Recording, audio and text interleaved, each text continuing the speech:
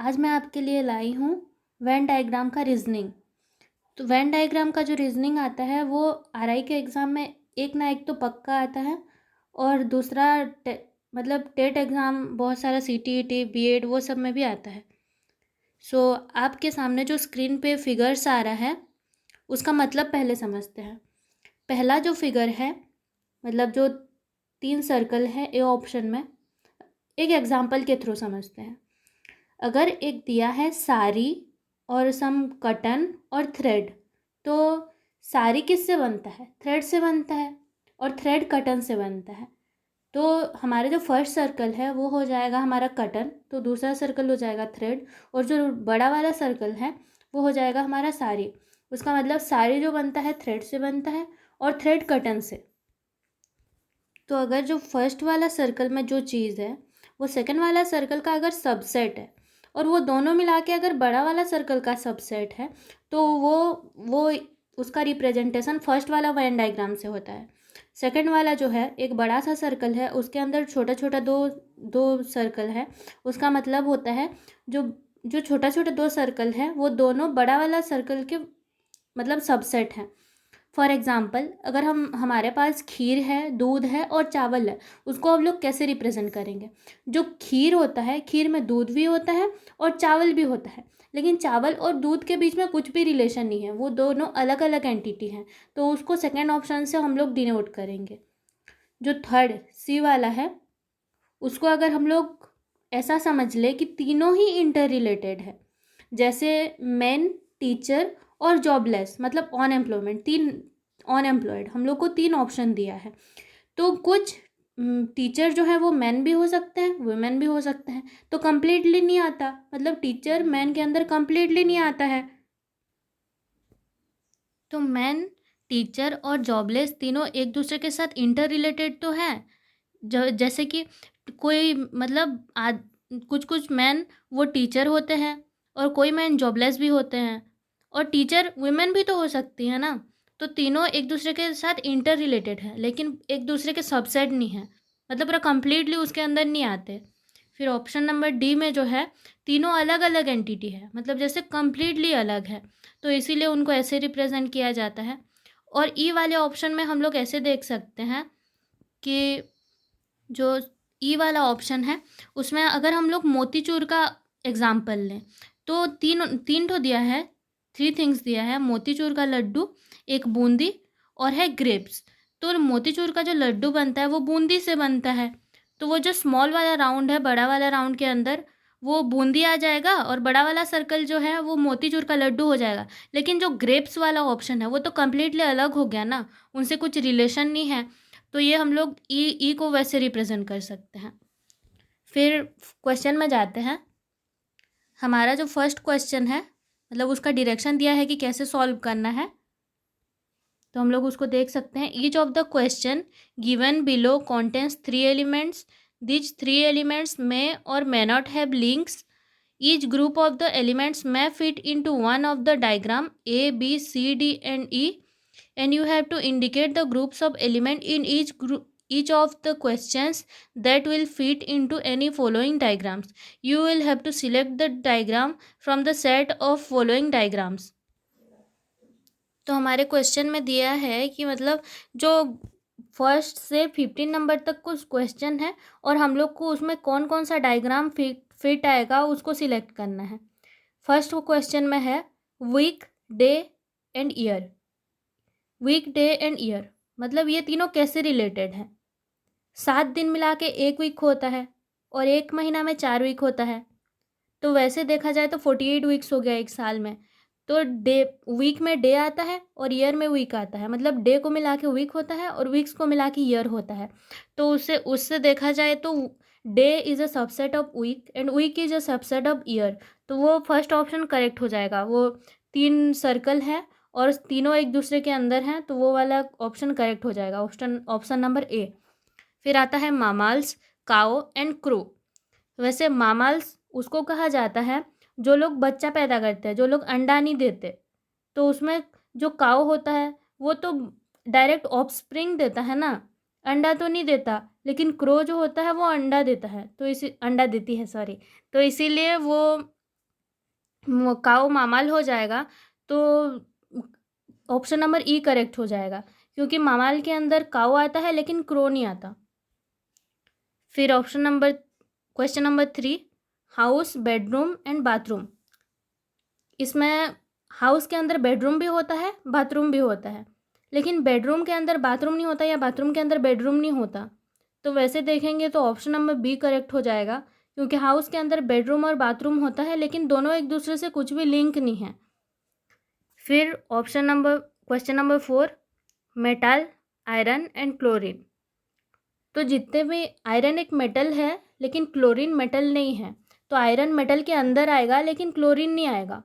तो उस हिसाब से देखें तो ऑप्शन नंबर ई हमारा करेक्ट हो जाएगा। फिर question number 5, words with no vowels, words with 1 vowels and words with 2 vowels.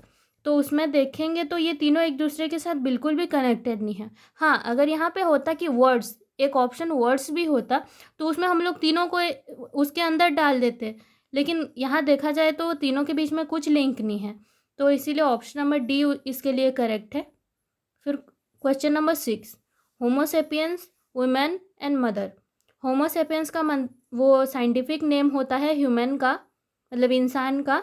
तो वैसा देखा जाए तो women and mother both human ही हैं, और जो भी मदर होती है वो वुमेन होती है, मैन तो कभी मदर नहीं बन सकता ना। तो वैसे देखा जाए तो ऑप्शन नंबर ए करेक्ट होगा, क्योंकि हर वुमेन एक होमोसेपियन है, मतलब ह्यूमन है, और हर मदर वुमेन है। तो वो छोटा वाला जो सर्कल है सबसे, वो मदर का है, उसके बाद जो सर्कल है वो वुमेन के लिए है, और जो बड़ा वाला सर्कल है वो होमोसेपियंस के लिए है।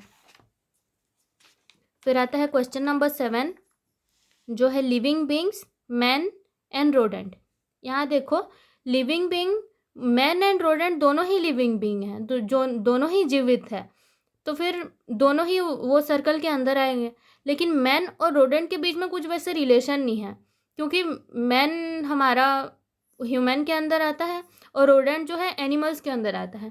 तो living beings both different circle में हो जाएगा, तो ऑप्शन नंबर बी इसके लिए करेक्ट हो जाएगा। फिर हमारा आता है question number 8, iron, lead and nitrogen. Iron, lead and nitrogen तीनों ही पूरा अलग अलग एंटिटीज़ हैं, तो तीनों को हम लोग इस वाले राउंड में डालेंगे, बी वाले ऑप्शन में डालेंगे, नहीं सॉरी, डी नंबर ऑप्शन में डालेंगे, क्योंकि लीड, नाइट्रोजन एंड आयरन के बीच में कुछ भी रिलेशन नहीं है। फिर आता है हमारा question number 9, cabinet, minister and home minister. हमारे कंट्री में जितने भी मिनिस्टर हैं उनको 3 पार्ट में डिवाइड किया गया है, एक कैबिनेट मिनिस्टर, एक minister of states and deputy minister. तो उसमें जो मिनिस्टर है, कैबिनेट मिनिस्टर में ही होम मिनिस्टर आता है, तो home minister is a part of cabinet and cabinet is a part of minister.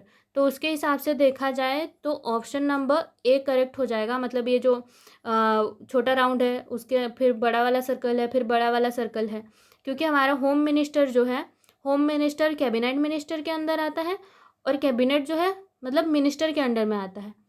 फिर question number 10, grains, wheat and मेज। व्हीट और मेज के बीच में कुछ भी डिफरेंस नहीं है, लेकिन दोनों ही ग्रेन्स है, तो इसीलिए उस हिसाब से देखें तो ऑप्शन नंबर बी करेक्ट हो जाएगा, क्योंकि मेज एंड व्हीट दोनों ही ग्रेन्स है। फिर question number 11, school, classroom, black board. School के अंदर क्लासरूम होता है और क्लासरूम के अंदर ब्लैक बोर्ड होता है, तो इसीलिए उस हिसाब से देखें तो ऑप्शन नंबर ए करेक्ट हो जाएगा। Question number 12, planet, earth and sun. Earth जो है प्लैनेट है, लेकिन सन तो स्टार है, तो वो पूरा अलग एंटिटी हो गया, अर्थ से उसका कुछ रिलेशन नहीं बनता उस हिसाब से देखें तो। लेकिन प्लैनेट के अंदर अर्थ आएगा और सन पूरा अलग एंटिटी हो जाएगा, तो वैसे देखेंगे तो ऑप्शन नंबर ई करेक्ट हो जाएगा, क्योंकि जो छोटा वाला सर्कल है उसको हम अर्थ मानेंगे, उसके ऊपर जो बड़ा वाला सर्कल है वो है हमारा प्लैनेट, और जो दूसरा मतलब डिवाइडेड जो सर्कल है वो वाला सन हो जाएगा, वो पूरा अलग एंटिटी है। फिर question number 13, room, wall, window. Room में वॉल भी होता है, विंडो भी होता है। हाँ, वॉल में ही विंडो होता है, कुछ अलग से झूलता नहीं है, लेकिन वैसे उसको पूरा अलग एंटिटी माना जाता है। तो रूम, वॉल और विंडो रूम में वॉल भी होता है, विंडो भी होता है, लेकिन वो दोनों में कुछ भी रिलेशन नहीं है वॉल और विंडो में। तो उस हिसाब से देखें तो ऑप्शन नंबर बी करेक्ट हो जाएगा। फिर question number 14, honesty, intelligence and aptitude. ये तीनों अपने में ही पूरा अलग अलग एंटिटी है, कुछ भी मतलब कुछ भी उनके बीच में सिमिलरिटीज़ नहीं है, कुछ भी रिलेशन नहीं है। तो वो तीनों ही अलग अलग सर्कल हो जाएगा। जैसे कोई इंटेलिजेंट बच्चा ज़रूरी नहीं है कि वो हमेशा सच बोले, ऑनेस्ट रहे, और कोई मतलब हमेशा सच बोलता है कि ज़रूरी नहीं है कि वो इंटेलिजेंट हो। तो इसीलिए उन तीनों के बीच में कुछ भी रिलेशन नहीं है। तो इस हिसाब से देखें तो ऑप्शन नंबर डी करेक्ट होगा। फिर question number 15, fruits, plums and tomatoes. वैसे देखें तो प्लम्स और टोमेटोज़ दोनों ही फ्रूट के कैटेगरी में आते हैं, और लेकिन वो दोनों के बीच में कुछ भी रिलेशन नहीं है। तो इसीलिए option number B is the correct option. फिर हम लोग नेक्स्ट क्वेश्चन में जाते हैं। इसमें फिर से डायरेक्शन दिया है, मतलब क्वेश्चन नंबर 16 to 20 हम लोग को एक ही साथ करना है। वो जो ABCDE दिया है उनमें से कौन सा होगा वो हम लोग को मैच करना है। तो हम लोग नेक्स्ट क्वेश्चन में जाते हैं। नेक्स्ट क्वेश्चन है क्वेश्चन नंबर 16। तो 16 में आता है rivers, canal and perennial source of water. Perennial source of water का मीनिंग होता है जो हमेशा रेगुलरली बहता रहता है, मतलब जो हमेशा फ्लो करते रहता है। जैसे कभी बारिश हो जाता है तो रास्ता में कुछ पानी जम जाता है, लेकिन वो फ्लो होता है क्या? नहीं होता। ये मतलब गांव में पूरा डुबा देता है, वैसे रिवर बन जाता है, वैसे तो नहीं होता ना। वहीं पे जमा रहता है, कुछ दिन बाद वो सूख जाता है। तो वो पेरेनियल सोर्स ऑफ वाटर नहीं है। और जो नदी है, कैनल है, वो सब पेरेनियल सोर्स ऑफ वाटर है। तो उस हिसाब से देखें तो दोनों ही उसके अंदर में आएंगे, पेरेनियल सोर्स ऑफ वाटर के अंदर में आएंगे। तो ऑप्शन नंबर हमारा ये ई हो जाएगा, जिसमें बड़ा सा सर्कल है और दो सर्कल है, क्योंकि कैनल और रिवर के बीच में कुछ रिलेशन नहीं है। मतलब कैनल रिवर, कैनल कैनल मिला के रिवर हो जाता है, ऐसा तो नहीं होता है। तो ऑप्शन नंबर ई करेक्ट हो जाएगा। फिर हमारा question number 17, rings, ornaments, diamond rings. तो हमारा ऑर्नामेंट्स का मतलब होता है ज्वेलरीज, जैसे रिंग हमारा वो नेकलेस वो सब आता है। तो उसके भी मतलब उसके अंदर रिंग्स भी आएगा और डायमंड रिंग्स भी। तो वैसे देखा जाए तो जो वो बड़ा वाला सर्कल है उसके अंदर रिंग्स आएगा, फिर उसके अंदर डायमंड रिंग्स आएगा, क्योंकि डायमंड रिंग भी तो एक रिंग रिंग का ही पार्ट है, मतलब एक टाइप का रिंग ही है। तो इसीलिए ये ऑप्शन नंबर हो जाएगा सी, क्योंकि जो बड़ा वाला सर्कल है उसमें आएगा ऑर्नामेंट्स, उसके अंदर जो सेकंड वाला सर्कल है उसमें आएगा रिंग्स, और जो छोटा वाला सर्कल है वो आएगा डायमंड्स। फिर question number 18, women, married person, wives who work. ये थोड़ा सा ट्विस्टेड है। जैसे मैरिड पर्सन, वुमेन मैरिड हो भी सकती है, नहीं भी हो सकती है, मतलब जो मैरिड नहीं है वो भी तो वुमेन हो सकती है ना। तो और वाइफ्स हु वर्क, वाइफ्स मतलब दिया है वाइफ्स वो ऑलरेडी मैरिड भी है और वुमेन भी है। वाइफ्स जो होती है वो वुमेन ही होगी ना।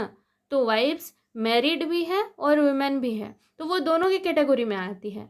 और मैरिड और वुमेन मैरिड हो भी सकती है, नहीं भी हो सकती है। तो ये ऑप्शन नंबर हो जाएगा बी, क्योंकि बी में दिया है दो सर्कल इंटरसेक्ट कर रहे हैं। वो जो इंटरसेक्शन में है उधर एक छोटा सा सर्कल दिया है, जो छोटा सा सर्कल है उधर आएगा वाइफ्स हु वर्क, मतलब वाइफ है मतलब वो वुमेन भी है। मतलब फर्स्ट सर्कल को हम लोग वुमेन कंसिडर करते हैं, सेकंड वाला को मैरिड पर्सन कंसिडर करते हैं। तो आधा जो मैरिड पर्सन है वो वुमेन भी है और आधी वुमेन वो मैरिड पर्सन भी है। तो दोनों एक दूसरे को इंटरसेक्ट कर रहे हैं, और जो इंटरसेक्शन पॉइंट है वहाँ पे एक छोटा सा सर्कल है, तो वो होगा हमारा वाइफ्स हु वर्क, मतलब वो वुमेन भी है और वो मैरिड भी है। तो ऑप्शन नंबर बी हमारा करेक्ट हो जाएगा। फिर question number 19, computer skills, graduate and employed. ये पूरा तीनों एक दूसरे के साथ रिलेटेड है।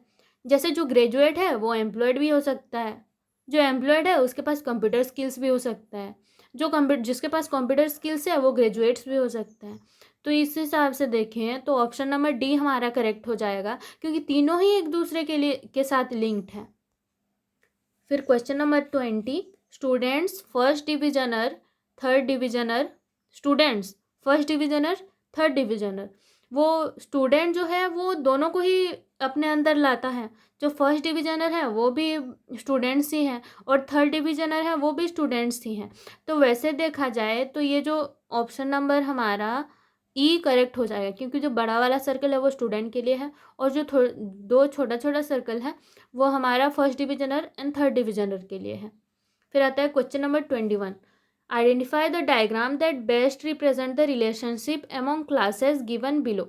मामाल, डॉग एंड बैट। मामाल देखो, जो मतलब बच्चा पैदा करते हैं उन लोग को मामाल कहा जाता है।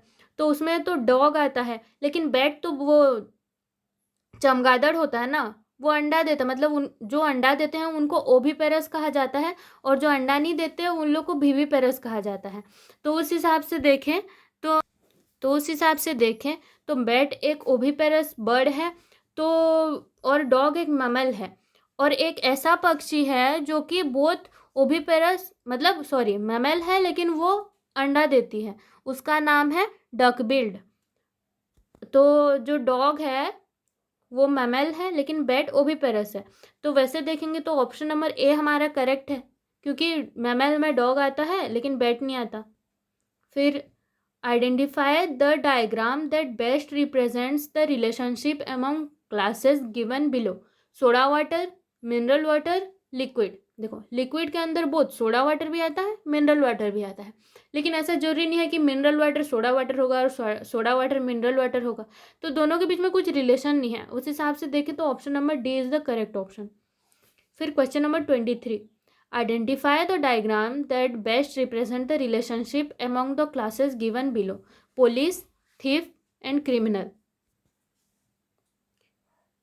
Identify the diagram that best represent the relationship among the classes given below. Police, thief, criminal. जो थिफ होता है वो क्रिमिनल होता है, लेकिन पुलिस और थिफ के बीच में कुछ वैसे रिलेशन नहीं है, ना ही पुलिस और क्रिमिनल के बीच में कुछ रिलेशनशिप है। तो उसके हिसाब से देखें तो ऑप्शन नंबर ए हमारा करेक्ट हो जाएगा, क्योंकि क्रिमिनल के अंदर थिफ आता है लेकिन पुलिस नहीं आता। फिर next question, which one of the following diagrams best depict the relationship among earth, sea and sun. Earth में सी भी होता है, मतलब सी अर्थ के अंदर होता है, लेकिन सन से उसका कोई रिलेशन नहीं है। तो ऑप्शन नंबर बी हमारा करेक्ट हो जाएगा, क्योंकि सी अर्थ में होता है लेकिन सन बाहर होता है। 25। Identify the diagram that best represent the relationship among the classes given below. T, coffee and drink. देखो टी और कॉफ़ी दोनों ही ड्रिंक होता है, तो वो ये ऑप्शन नंबर हमारा बी करेक्ट हो जाएगा, क्योंकि कॉफ़ी और टी दोनों ही ड्रिंक्स होते हैं लेकिन दोनों के बीच में कुछ रिलेशन नहीं है, दोनों ही अलग अलग एंटिटी है, इसीलिए option number B is the correct option. And आज के लिए इतना ही, और नेक्स्ट में मिलेंगे। Thank you.